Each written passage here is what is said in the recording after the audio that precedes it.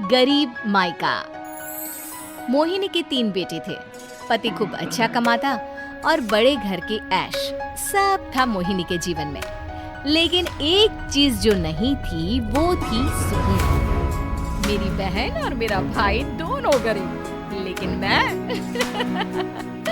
मेरे पास तो नोट की बरसात है। तभी मोहिनी की बहन बीना उसके दरवाजे आ जाती है। अरे मोहिनी, कैसी है? मेरे घर में ना सिलेंडर खत्म हो गया है। तेरे पास तो इतने पैसे हैं, भरवा देना मेरा सिलेंडर। पैसे जैसे ही आ जाएंगे मैं दे दूंगी। तभी मोहिनी का पति राकेश आ जाता है। क्या है बिना, ये अपने घर की परेशानी हम लोगों के घर ना गाया करो। तुम्हारी बहन को तुम लोगों पर तरस आ जाता है और वो पैसे देने लग जाती है।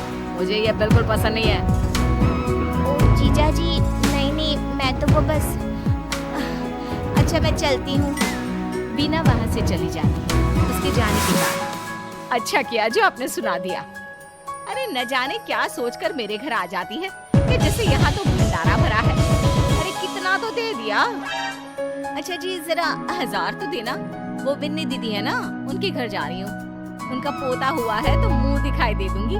हाँ, उन लोगों के आगे तो शो ऑफ किया करो। वो खुद को बड़ा अमीर शो करते हैं ना, दिखावे है कि तू भी किसी से कम नहीं है। हाँ जी, इसी के लिए तो जा रही हूँ। मोहिनी तैयार होकर अपनी बुआ की बेटी के घर जाती है, जहाँ उसके पोते का कार्यक्रम चल रहा होता है। वहाँ वीना भी आई होती है। अरे वीना, क्या जरूरत थी यहाँ आने की? तेरे घर पर गैस नहीं है तो वो भरा लेती। क्या करूँ मोहिनी, बुआ को बुरा लग जाता नहीं जाती तो। वैसे मेरे पास एक जोड़ा बच्चे का कपड़ा रखा था, वही अपनी चांदी के पायल के साथ देने जा रही हूँ। घर पर गैस थी नहीं, सोचा परिवार यहीं खाना खा लेगा, बाकी सुबह का सुबह देखा जाएगा। मोहिनी को बहन पर दया आ जाती है। वो पर्स से 1000 रुपए निकाल कर दे देती है। ले बिना, लेकिन पैसे वापस कर देना, तेरे जीजाजी हिसाब लेते हैं। मोहिनी भी क्या करती, गरीबी में बहन का सहारा ही उसके जीवन जीने का आधार था। फिर एक रोज, सुनिए, भाई के घर बेटी हुई है, मुझे माँ के पास जाना होगा। अरे उस घर में ना कूलर है ना एसी, कैसे रहोगी तुम? हाँ, वही सोच रही हूँ कि अकेली जाऊं, बच्चों को साथ ना ले जाऊं। चली जाओ, लेकिन ये जो तुम अपने गरीब परिवार से मिलने चली जाती हो ना, मुझे बिल्कुल अच्छा नहीं लगता। पता नहीं मैं भी कैसे मैनेज करती हूँ, लेकिन क्या करूँ। मोहिनी भाई भाभी के घर आती है। मोहिनी, कैसे आना हुआ? तू यहाँ हम लोगों के घर रह लेगी या फिर किसी होटल में रहेगी? क्या हो गया है माँ? मोहिनी को क्यों ऐसे बोल रहे हैं आप? अरे तू नहीं जानती अपनी ननद को, पैसे वाली है ना, तो ऐड कुछ ज्यादा ही है। मोहिनी को माँ की बात का बुरा नहीं लगता है, क्योंकि उसे पता ही नहीं चलता कि माँ उसे जली कटी सुना रही है। वो भाभी की बच्ची के साथ लेन देन करती है और वहाँ से चली जाती है।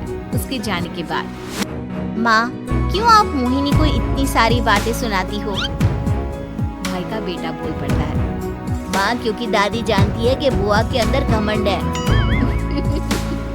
सही बोल रहा है मोहन, बहू भले तुझे ना दिखता हो, लेकिन मुझे और मोहन को दिखता है कि वो कितनी घमंडी है। मोहिनी मायके आती है, जहाँ गरीबी के कारण चीजें कम होती हैं। इस मोहन के बच्चे को काम पर लगा दो ना, किसी दुकान या किसी होटल में। बर्तन धो लिया करेगा, कम से कम 4 पैसे और आएंगे घर में। देख मोहिनी, माना तेरे पास पैसा है, लेकिन तेरे भाई के दिन इतने भी बुरे नहीं चल रहे कि वो अपने बच्चे की पढ़ाई रुकवा कर उससे बर्तन धुलवाए। मोहन माँ की ओर देखता है, जैसे आंखों से बोल रहा हो, देख लिया बुआ का हाल। हाँ मोहिनी, बात तो सही है, लेकिन अभी मोहन को पढ़ना है। आखिर तुम भी तो अपने दोनों बेटों को पढ़ा रही हो ना। मेरे बेटों से कैसे कंपेयर कर सकती हैं आप? अरे वो तो कलेक्टर बनेंगे। हाँ, कल को वो मोहन को नौकरी में रख लेंगे, क्यों? मोहिनी कुछ दिन और रहकर चली जाती है। धीरे धीरे दिन बीतता है। मोहन बड़ा होता है और कड़ी मेहनत से सफल भी हो जाता है। मोहिनी, माँ के जाने के बाद तो तुमने भाई भाभी के घर जाना छोड़ ही दिया, क्यों? वो क्या है ना, उन लोगों का घर छोटा है, मेरे बच्चे जाना ही नहीं चाहते। पर तुझे क्यों अचानक मायके की बात याद आ गई? यार मेरा तो मायका है, भाई भाभी है, मेरा तो आना जाना लगा ही रहता है। हाँ, क्योंकि तुझे आदत है ना ऐसे छोटे से घर में और कम पैसे में रहने की। वैसे क्या खबर है आजकल मायके की अपने? अब वो घर छोटा और कम पैसे का नहीं रहा, क्योंकि मोहन तो बहुत बड़ा आदमी बन गया है। फिर क्या? मोहिनी भाभी को फोन करती है। मोहन किसी बड़ी कंपनी का मैनेजर हो गया है क्या भाभी? क्या ये सच है? हाँ मोहिनी दीदी, अब तो हम लोगों के गरीबी के दिन कट गए। आपके भाई ने कोई अच्छे कर्म किए होंगे, जो हम लोगों का बेटा इतना अच्छा कमा रहा है। देख लो भाभी, पहले भी आपने कई गलतियां की थी, आप थोड़ा संभल कर चलना। भाभी को मोहिनी की बात समझ में नहीं आती कि वो क्या कहना चाहती है।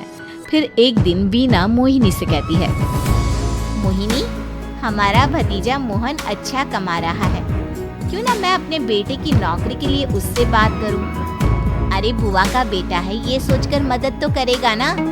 हाँ हाँ, क्यों नहीं करेगा, उसके बुरे दिन में तो हम भी खड़े थे। मोहन को वीना फोन करती है और अपने बेटे की मदद करने की बात करती है। हाँ हाँ बुआ, क्यों नहीं, आप सिद्धार्थ को भेज दें, मैं अपनी ही कंपनी में उसकी नौकरी करवा देता हूँ। दिन बीतते हैं, अब वीना के हालात भी अच्छे हो जाते हैं। क्या बात है वीना, तूने भी कार ले ली, वो भी इतनी अच्छी? हाँ मोहिनी, अपने भतीजे के कारण तो हम लोगों की दिन अच्छे हो गए। उसने सिद्धार्थ की नौकरी लगवा दी है, वो भी शानदार। ठीक है, लेकिन पैसे ख्याल से खर्च करना। वो क्या है ना, पैसे आने आसान है लेकिन संभालने मुश्किल। मोहिनी घर पर अपने पति से बात करती है। देखो ना, सबके पास पैसे हैं। एक वक्त था जब मैं ही अमीर हुआ करती थी। लगता है कि ज्यादा दिन नहीं रह पाओगे। मेरी नौकरी को कुछ साल ही बचे हैं और तुम्हारे दोनों लड़के निकम्मे हैं। उन लोगों को बोलो ना कि नौकरी करें। तभी वहाँ मोहिनी के बेटे भी आ जाते हैं। अरे हमें क्या मोहन समझा है, जो दिन रात गधे की तरह काम करते रहे? खैर, दिन फिरते हैं और मोहिनी के पति की नौकरी भी खत्म हो जाती है। मोहिनी क्या करे, थोड़े से पैसे में गुजारा नहीं हो रहा है, तो क्या करे, मेरी समझ में कुछ नहीं आ रहा। मोहन को बोलो ना कि वो इन दोनों के लिए नौकरी देखे, जैसे सिद्धार्थ के लिए नौकरी देखी है। मोहिनी क्या कहती, उसे अपने वो दिन याद आ जाते हैं जब उसने भाभी से मोहन को नौकर बनने की सलाह दी थी। क्या हो गया, क्या सोच रही हो मोहिनी? यही कि वक्त कभी भी किसी का भी पलट सकता है। ऊपर वाले से डर कर रहना चाहिए।